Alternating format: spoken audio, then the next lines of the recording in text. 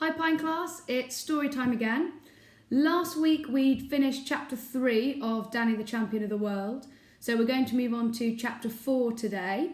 This is a really long chapter, so I'm going to split it into 2 days again. So we'll read the first half of chapter 4 today and the second half tomorrow. Now, chapter 4 is called My Father's Deep, Dark Secret. Here I am, at the age of 9. This picture was made just before all the excitement started, and I didn't have a worry in the world. You'll learn as you get older, just as I learned that autumn, that no father is perfect. Grown-ups are complicated creatures, full of quirks and secrets. Some have quirkier quirks and deeper secrets than others, but all of them, including one's own parents, have 2 or 3 private habits hidden up their sleeves that would probably make you gasp if you knew about them.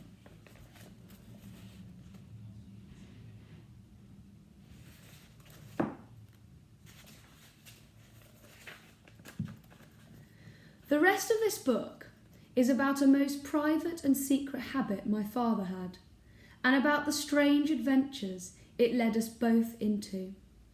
It all started on a Saturday evening. It was the first Saturday of September. Around 6 o'clock, my father and I had supper together in the caravan as usual. Then I went to bed. My father told me a fine story and kissed me good night. I fell asleep. For some reason, I woke up again during the night. I lay still, listening for the sound of my father's breathing in the bunk above mine. I could hear nothing. He wasn't there. I was certain of that. This meant that he'd gone back to the workshop to finish a job. He often did that after he'd tucked me in. I listened for the usual workshop sounds, the little clinking noises of metal against metal, or the tap of a hammer. They always comforted me tremendously, those noises in the night, because they told me my father was close at hand. But on this night, no sound came from the workshop. The filling station was silent. I got out of my bunk and found a box of matches by the sink. I struck one and held it up to the funny old clock that hung on the wall above the kettle. It said 11:10. I went to the door of the caravan. "Dad," I said softly. "Dad, are you there?" No answer. There was a small wooden platform outside the caravan door, about 4 feet above the ground. I stood on the platform and gazed around me. "Dad," I called out, "where are you?" Still no answer. In pyjamas and bare feet, I went down the caravan steps and crossed over to the workshop. I switched on the light. The old car we'd been working on through the day was still there, but not my father. I've already told you he did not have a car of his own, so there was no question of his having gone for a drive. He wouldn't have done that anyway. I was sure he would never willingly have left me alone in the filling station at night.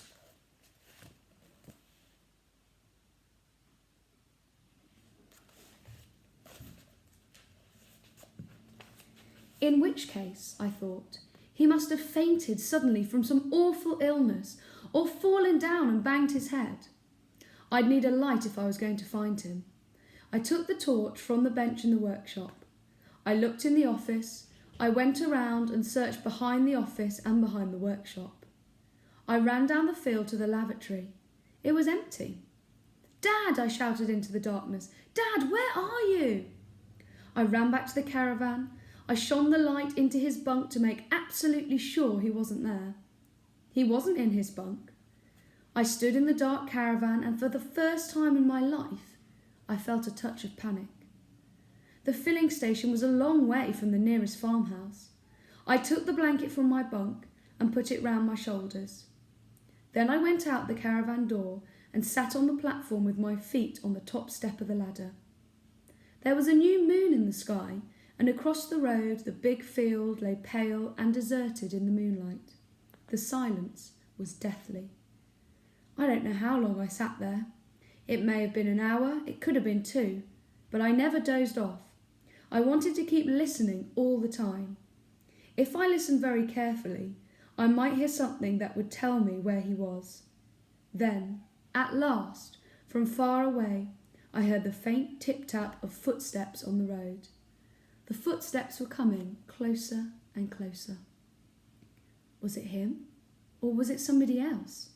I sat still, watching the road. I couldn't see very far along it. It faded away into a misty moonlight darkness. Then, out of the mist, a figure appeared. It was him! I jumped down the steps and ran on the road to meet him. "Danny," he cried, "what on earth's the matter?" "I thought something awful had happened to you," I said. He took my hand in his and walked me back to the caravan in silence. Then he tucked me into my bunk. "I'm so sorry," he said. "I should never have done it. But you don't usually wake up, do you?" "Where did you go, Dad?" "You must be tired out," he said. "I'm not a bit tired. Couldn't we light the lamp for a little while?" My father put a match to the wick of the lamp hanging from the ceiling, and the little yellow flame sprang up and filled the inside of the caravan with a pale light. "How about a hot drink?" he said. "Yes, please." He lit the paraffin burner and put the kettle on to boil. "I've decided something," he said. "I'm going to let you in on the deepest, darkest secret of my whole life." I was sitting up in the bunk, watching my father. Now I'm afraid you'll have to wait until tomorrow to find out what Danny's father's secret really is. Have a lovely evening.